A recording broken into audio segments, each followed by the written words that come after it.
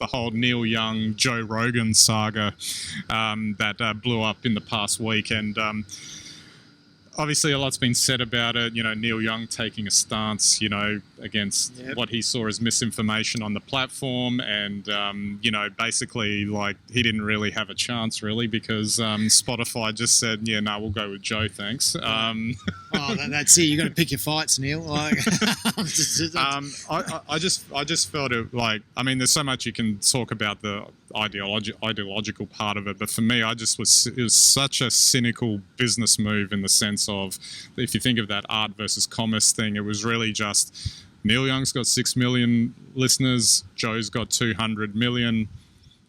How do the numbers work out? Well, I just don't know how Neil never saw it as just pissing in the wind, basically. Like, it's just, there was no way his opinion was going to matter.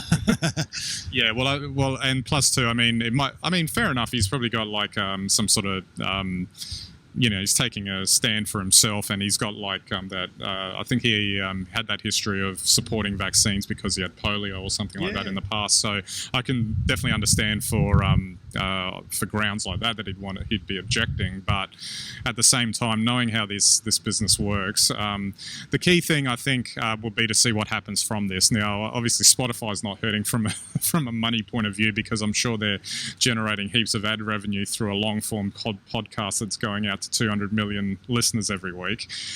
But what happens if this leads to anyone else boycotting the platform, or even just a general backlash in general against Spotify? I get it if it's a commercial decision, but this is, I guess, an ethical decision.